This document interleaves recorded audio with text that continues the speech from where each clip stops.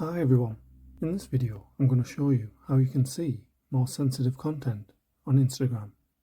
So if you find this video helpful, please give it a like and make sure you subscribe for more useful tutorials.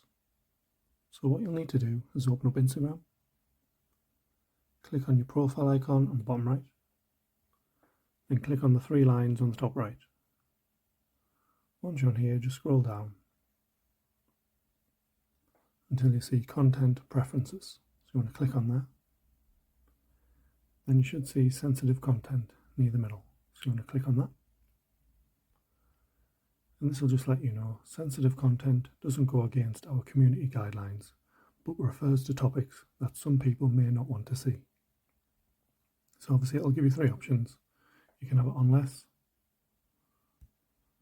standard, which will be your default setting I would have thought, and you can have more. Obviously that's the one you want to select. And just read through all this if you want to do so, and then just click confirm. And that will allow you to see more sensitive content on Instagram. Thanks for watching.